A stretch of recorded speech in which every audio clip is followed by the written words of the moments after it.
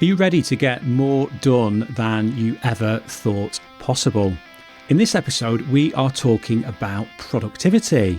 You'll learn a new human-first definition of productivity, why productivity happens before you take action, and why space is more powerful than systems. And stick around to the end where we share the real reason things aren't getting done. Welcome to Architecture Business Club, the show that helps you build a better business in architecture so you can enjoy more freedom, flexibility and fulfilment. I'm your host, Jon Clayton, and if you're joining us for the first time, don't forget to hit the follow or subscribe button. We're joined by Louise Miller, a productivity mentor, the founder of Make It Happen Club, and the host of the Unfrazzle podcast. She's on a mission to change the world by helping her clients change the world. To discover changes you can make to be more productive, take Louise's free quiz by clicking the link in the show notes. So, Louise, we are going to talk about productivity so that we can get more done without burning ourselves out. And we're going to challenge, I think, what people think of productivity in the conversation. So let's begin with, what's your definition of productivity? Yeah, so I'm going to contrast my definition with what a lot of people would say if you asked them. So if you asked most people what they would say productivity is, I think what they'd say is some version of doing more in less time. It's about getting more done in less time. But for me, I find that kind of makes me immediately go a bit tense. And kind of thinking about it that way in my previous life before I started my business actually made me ill, because you're constantly kind of in this battle against time that you're never going to win, because time will keep ticking along. You're never really finished. So if you're looking at it as doing more in less time and that's it, I don't think that's particularly helpful. So the definition I came up with, which I was going to say I was forced to come up with. I wasn't forced. Nobody was standing over me with a big stick. But in order for me to do my work, which, is helping people get stuff done, I needed to redefine it so that I felt comfortable and that I wasn't leading people along a merry path to burnout and making themselves ill.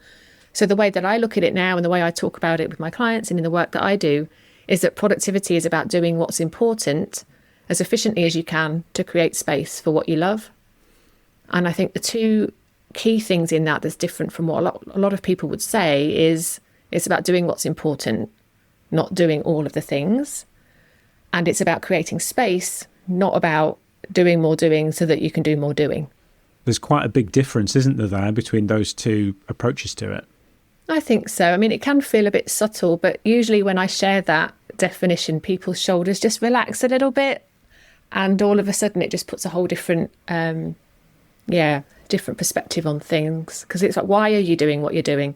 And if you can start to think about that as well, you can let go of a lot of the stuff that actually might not be important and might not be helping you get where you want to go. And that was also, quite liberating, I think, for people. I think with some people, their experience is that there's to be seen to be busy, but not necessarily doing the things that really kind of push things forward. And I've absolutely been guilty of this. That thing you mentioned there about this idea of productivity, where it's just trying to do things quicker so we can cram more in and do more, just more and more and more. I've definitely found myself in that position before and felt quite stressed about it, to be quite honest. Yeah, me too. It made me ill. I ended up signed off work with work-related stress and anxiety when that was how I was going through life. And I had colleagues also, actually, I was working for a university at the time, and I had colleagues that whenever anyone asked them how they were, their answer would be busy. And I would quite often know that actually they weren't busy because I was managing them. I had an eye on what they were doing, but they were so terrified of saying that they weren't busy for fear of what that would mean. Someone would give them more to do, or they'd be seen as lazy or something. It's a really strange relationship that we have, I think, with that word. It's interesting. Yeah. Busy doing what? Yes, exactly. Yeah. Something that I've heard you talk about, you believe that productivity happens before you take action. Can you explain that for us? Yeah, absolutely. So I'm going to share an analogy that I think is helpful when we think about this. So running a business can be a bit like walking through a forest, right? You want to get to the other side and you set out all excited that you're going on an adventure. But there comes a point yes, there are nice areas of dappled sunlight and it all feels lovely and there's squirrels running about and it's lovely. But you also reach a point sometimes where, well, not sometimes, I think all of the time, where you end up in those kind of damp, dank corners of the forest and there's muddy puddles and it all starts to feel a little bit scary, and you can start to feel like you're walking around in circles. You've got your eyes on your feet because you don't want to trip over the tree roots or those kinds of things, and you've just got your head down and you're keeping going. But then you start to wonder, am I actually going in the right direction? Have I seen that tree before? Start to feel a bit lost, perhaps get in a bit of a panic. So at that point, you have a choice. You can either keep walking and hope for the best, or you can take a pause. And in my little analogy, it just so happens, as luck would have it, there's a treehouse. So we've stopped, we're walking around, we're feeling a bit lost, we stop for a second, and then we lift our eyes up and look up. And you can see that there's a lovely treehouse in one of the nearby trees. It looks all warm and cosy and inviting. And you think, I'm going up there. So you go up to the treehouse, have a little rest, settle your nervous system, get the panic kind of gone, have a cup of tea, nice chocky bicky, and then, when you're feeling a little bit calmer, you can look out of the treehouse window and look down. So you can look back to where you've come from, first of all, which will actually remind you of how far you have come. You might feel like you haven't, but you'll see how far you've come. You can look over there into the distance to remind yourself where you're going, to get another sense of, yes, I do want to get over there. Give yourself that motivation again. And then you can look down a little bit and actually start to map out the route and look for the easiest way to get to where you're going. So that when you are ready to climb back down onto the forest floor, you're feeling a lot more resourced, resilient. You know where you're going. You've got a bit of a map in your head as to how you're going to get where you're going. And then off you go again. Right. So I think we can all agree that the most productive thing that happened there was going up into the treehouse, not just carrying on walking around in circles. And so for me, that, even though it might have felt like you weren't doing anything because you're not actually in motion, you're not, putting one foot in front of the other, that is still the most productive thing that we could do in that situation, because it's allowing us to take that pause and go, right, I should remind myself of what's important, why I'm trying to get to where I'm going, how I'm going to get there. And that all happens in that pause, not when we're taking action. So for me, that's what I mean when I say that productivity happens before you take action. It's in that pause. Does that make sense? Resonate? It really does, yeah. It's like being able to step back from the day-to-day and to be able to see that big picture sort of helicopter view over what you're doing rather than being stuck in the weeds. Yeah.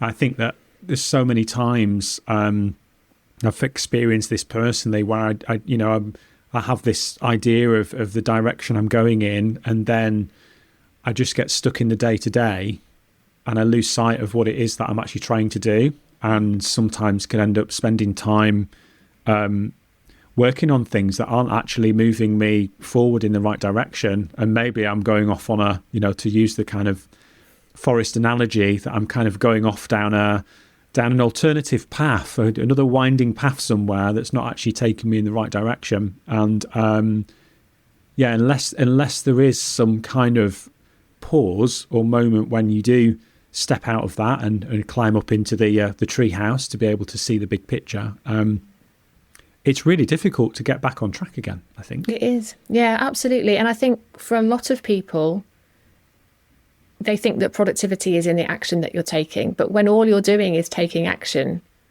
that can actually lead to overwhelm and becoming a bit frazzled. And you're just, like you said, doing busy work that's not necessarily actually helpful. And, you start getting easily distracted. You're picking things up and putting them down again. But you are so fixed in this mindset that I've got a lot to do. I just need to keep going. I need to keep my head down and keep going. It's just so counterproductive.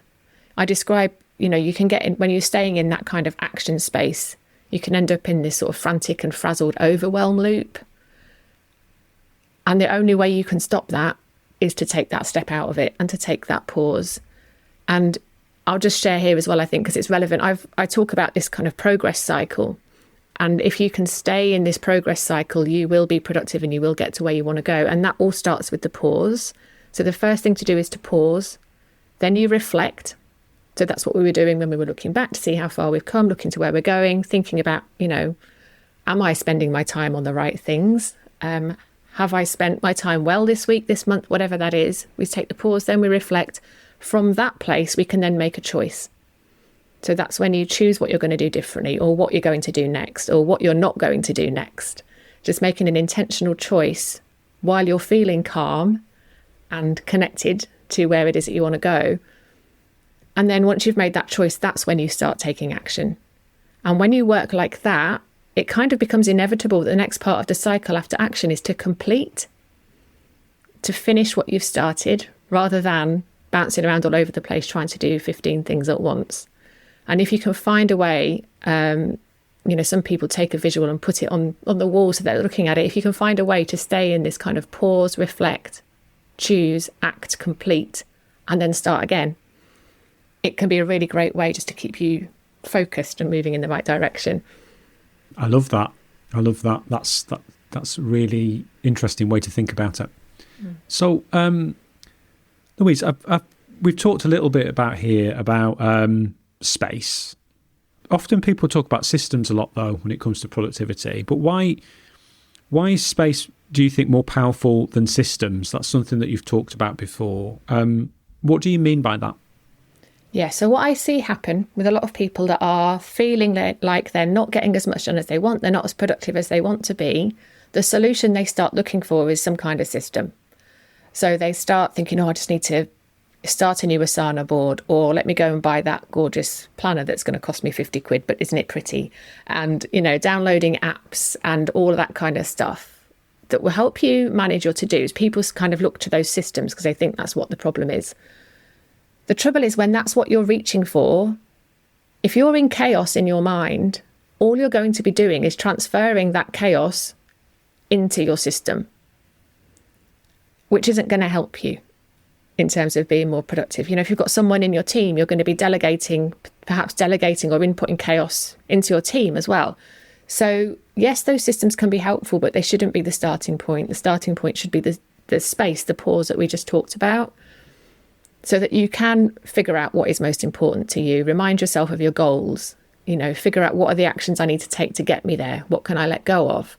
Understand what else is going on in your life that might be impacting on your work, because we're not robots. If there's something big going on outside of work, it is going to impact what you're able to achieve in work. So you need the space to figure all of that out. And then from there, by all means, find a system that works for you. But what I see happen over and over again is that people are just bouncing around from system to system to system, thinking that that's the problem, when it isn't. The problem is that they're not giving themselves space. I've had quite a bit of experience with that, Louise. Trying all sorts of different productivity systems and methods, and been on loads of like webinars and watched loads of content online about, you need to be doing time boxing, or you need to be doing this, or you need to be using this fancy software. And as you say, like subscribing to all sorts, some free tools, some paid, that are promising, this tool's going to save you like a day a week because it's just amazing, and it's like the most amazing productivity, task management, project management magic tool in the world. And none of that really worked. None of it really worked for me. I tried all sorts of different things, and really struggled to find, tools that did help. And the fact being that, what you described about there being just like sort of chaos in my mind was probably that huge contributing factor that those things just weren't really working for me. So I did try an awful lot of different systems over the years, and struggled to find something that worked for me. And I think as well that it can then make you feel pretty rubbish, because you then feel a little bit like, well, I was promised that this system was going to work and it hasn't worked. So does that mean there's something wrong with me? Have you got an interesting story about running your architecture practice? Have you done something different in your business that's been hugely successful? Or has a failure taught you an important lesson that you'd be willing to share? Then why not apply to be a guest on this podcast? Just click the link in the show notes to send us your details and get started today. And if you're joining us for the first time, don't forget to hit the follow or subscribe button so you never miss another episode. Now, let's get back to the show. Yeah. And you're not alone in feeling that. You know, I work with so many people who have been through that experience. I've been through that experience. I bought David Allen's Getting Things Done book back in about 2006, thinking that was going to solve all my problems when I was completely overwhelmed in an office management role. And I spent a whole weekend in my office setting that system up, and it didn't work. And I was, exactly as you described, feeling like, oh, that must be me then. There's clearly something wrong with me. And it kind of breaks my heart. And, you know, and it's kind of unfortunate, really. This is why I'm really passionate about sharing this stuff, because what often happens is by the time people come and find me, they've already gone through that cycle and they're kind of already feeling rubbish about themselves.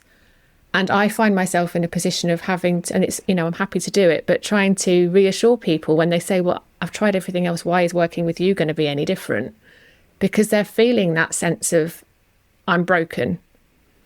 And I'm then having to explain, which is fine, you know, that's what I'm here for, explain why the way that I work is so different and how it does help. And I find once people are brave enough, because I think it is an act of bravery when you've been burnt like that, to step into a different space and pay money to come and work with me, and then they find that it works, it does so much more than just help them get stuff done. It rebuilds their self-confidence and their self-esteem around all of this. So it does run deep. You know, productivity kind of sounds like this very practical, pragmatic thing, but actually it's got a huge emotional weight to it for a lot of people. Absolutely, yeah. I think that because often, you know, I mean, everyone's so, let's use that busy word again, everyone's so busy these days. And, you know, I think there's a tendency to put an awful lot of things on the to-do list. And again, classic, this is a thing that I've done loads where I'm like overestimating how much I get done in a day. So I have a big to-do list and then I don't complete everything on it. Inevitably, it doesn't get completed because no sooner am I ticking one thing off it, there's other things that are getting added to it. Yeah. And then you get to the end of the day and think, well, not done very well today because, well, I've not finished half my to-do list. So I'm not very good, am I? You know, I'm not very good at what I do because I've not managed to get all this stuff done. I should have been able to get more done because all these productivity gurus online are telling me that I should be able to get tons of stuff done in a day, and I haven't been able to. So it's quite a vicious kind of circle to get trapped in.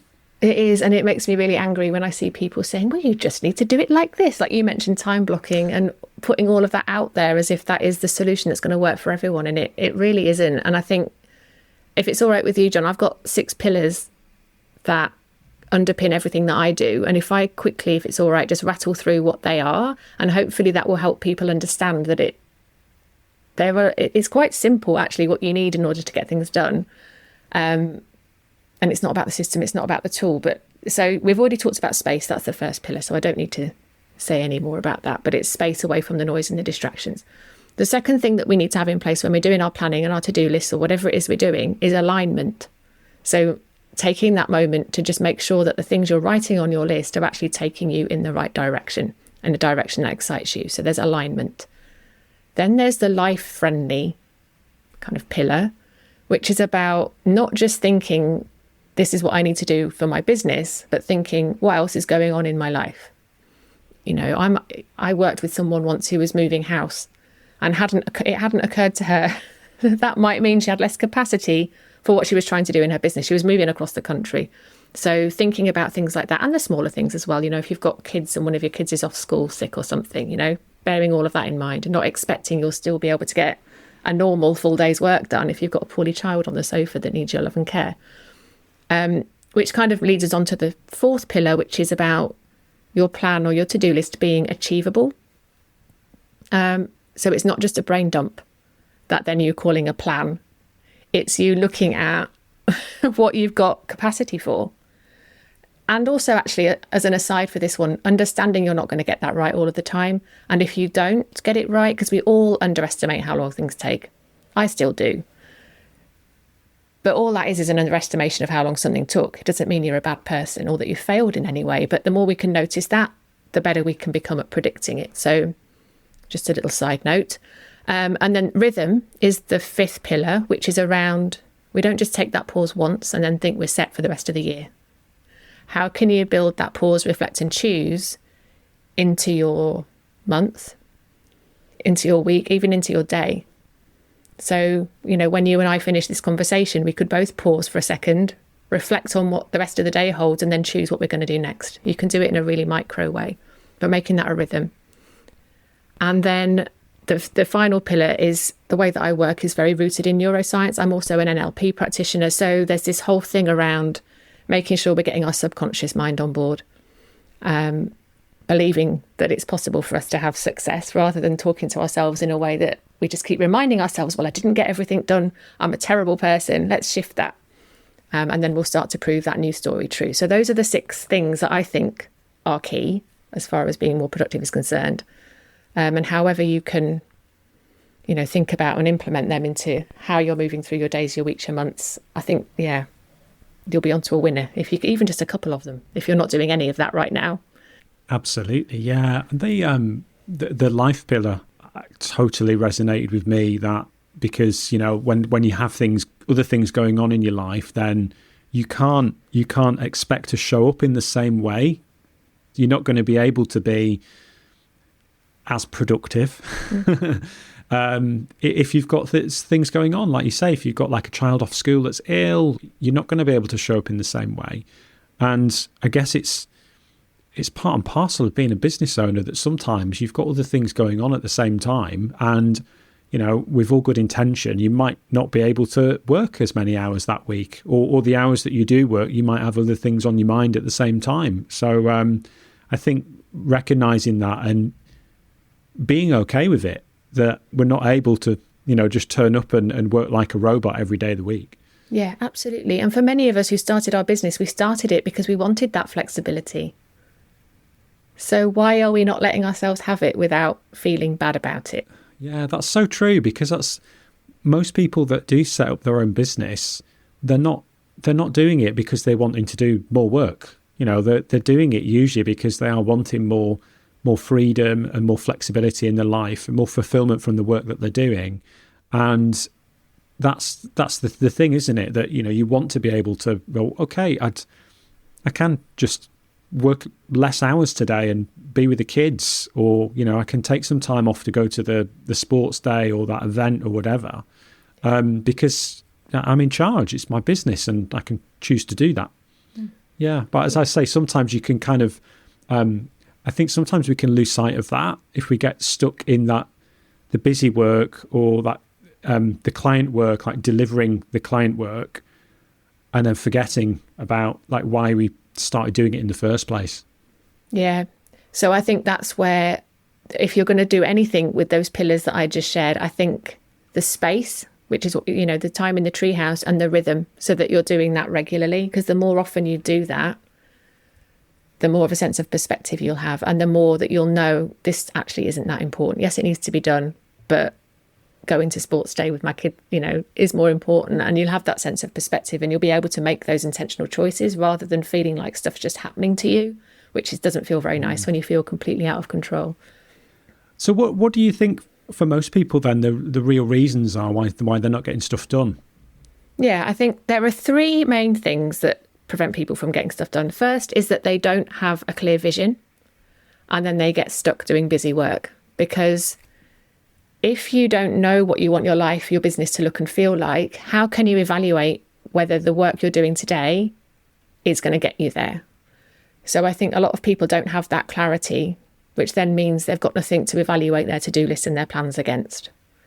So I think that can, again, like you said, they can feel like they're busy, but they're not necessarily busy doing the right thing. So yeah, not focusing on the right thing because they haven't got this clear vision, I think, is a big problem for a lot of people.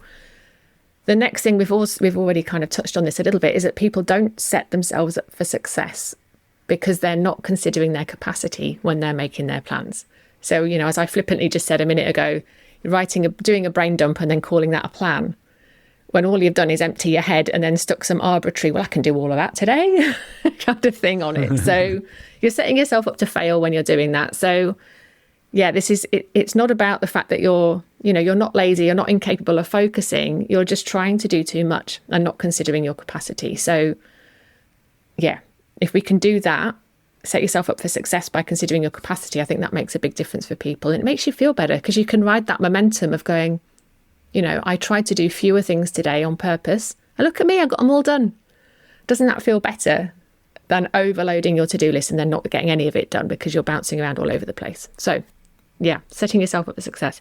And the last one, again, we touched on it earlier, is that people are not giving themselves enough time to work on their business. They're constantly in the doing kind of zone, in that action kind of space, because they feel like got so much to do. They've got goals they want to meet. They're not where they want to be. And are we ever really where we want to be? I think all of us, we reach a certain level of success and then there's another one. So if you're waiting until you get over there somewhere, you'll be, anyway, that's a little tangent. You'll be waiting a very long time. But yes, working on your business, give yourself that time to think, make some really good choices about what to focus on and what can wait. So yeah, I think, again, people just go wrong by thinking they've got to keep their heads down. And our culture kind of reinforces that as well. So again, if you're hearing that and feeling like that sounds like you, don't feel bad about it. It's not your fault. It's just coming around to this different way of thinking that actually going up in that treehouse is the most productive thing you can do quite often. What would be the main thing that you would like everyone to take away from our conversation? Yeah, I think if people can remember that idea of the progress cycle, and if the image of the treehouse is helpful, put those two things together, go up into the treehouse. If you can do that at least once a month, if you can do it more often, I would recommend just to take that pause, reflect on what's going on, how things have been going, where you want to get to, and then make some conscious, intentional choices about where you're going to put your precious, precious time, energy and attention. That will help you to take the right action at the right time so you can finish what you start, keep going around that lovely cycle and get what you want to get done in a way that feels good and doesn't lead to burnout. I think on the point with the treehouse as well, about having that space, that can actually be a separate physical space. That something that I found that's worked really well for me is leaving the home office and going somewhere completely different. And my favourite, which admittedly I haven't done for a little while, is to have I don't know what you want to call it, a CEO day or an away day, where I head over to the coast and I'll go to the seaside for the day, and I'll have a little bit of a walk in the morning. I find a lovely coffee shop.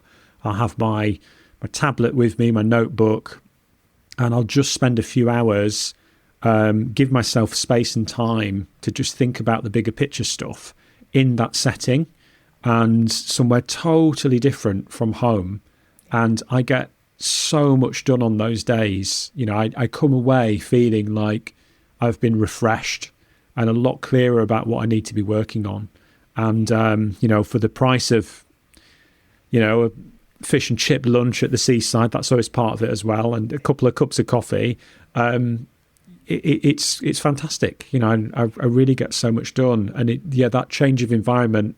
And if you're not able to do that, the other thing that I do on probably at the weekly level is I go to the local coffee shop, I take my notebook, I go there for maybe 1 to 2 hours, and I think about, what I need to be doing this week. What should I actually be working on? I've got all these things. I know I'm not going to get them all done, but the change of scenery for me, actually physically going somewhere different, is really important, because I know that if I stay at home in the home office, I struggle to make that space to do that type of work. Yeah, 100%. I love that. That sounds gorgeous. Stay out at the seaside. Yes, please. And the smaller way you can do it, if you just need 10 minutes, is to just get up, walk away from your desk, go and sit on the sofa, go into a different room in your house. If you don't have time to go out and have a lovely coffee, I think you're right. Changing the environment makes a massive difference. And what are some small ways we can do that so it doesn't become this kind of aspirational thing that we somehow don't manage to give ourselves time for? We can find little small pockets of, ways of doing this as well. But yeah, I love that. Can I come to the seaside next time you go? You can. Yeah. We could have a CEO day together at the seaside. That would be amazing. Louise, was there anything else you wanted to add about productivity or something related that we haven't already covered? I think we've covered quite a lot there, but was there anything else that we overlooked that you need to mention? I think the only thing, I'll try and keep it quick, and we did touch on it earlier, but I just think it's really important to re-emphasize, there is nothing wrong with you. If you're trying to copy what someone else is doing, who you see as being productive, and it doesn't work for you, there is nothing wrong with you. We are all different. I'm not Jon, Jon's not me. What works for me isn't necessarily going to work for you, Jon. So the best piece of advice I can give you is to just get curious about what does work for you, build your own self-awareness, experiment to find what works, rather than looking out there for people to tell you what is going to help make you more productive. Get curious and figure that out. I know it can be difficult. Come listen to my podcast if you want more on that. But yeah, I think you are not broken. There is nothing wrong with you. You just haven't found what works for you yet. And if you get curious, start paying attention and experimenting, you will figure that out. Thank you so much for coming on the show, sharing your expertise. Where's the best place online for people to connect with you? Yeah, come and connect with me on LinkedIn. I love LinkedIn. I'm quite active over there. So come find me, come say hello over there. And that would be great. That's great. And could you remind us about your quiz? Could you tell us a little bit about that? Absolutely. Yes. Thanks, John. Yeah. So I have created a free assessment which will help you to identify where you need to put your energy when it comes to getting more things done. So it talks about focusing on the right things, setting yourself up for success and working on your business, which John and I talked about earlier. It will help you figure out which of those areas is the weakest for you. And then I've curated some very thoughtful, practical resources that will help you to make improvements in whichever area needs some work. So yeah, it's at louisemiller.uk/quiz if you'd like to go and take that. Thanks so much for listening to this episode of Architecture Business Club. If you liked this episode, think other people might enjoy it, or just want to show your support for the show, then please leave a 5-star review or rating wherever you listen to podcasts. It would mean so much to me, and it makes it easier for new listeners to discover the show. And if you haven't done so already, don't forget to hit the follow or subscribe button so you never miss another episode. And if you'd like to connect with me online, you can do that on most social media platforms. Just search for @Mr. Jon Clayton. The best place to connect with me online is LinkedIn, and you can find a link to my profile in the show notes. Remember, running your architecture business doesn't have to be hard, and you don't need to do it alone. This is Architecture Business Club,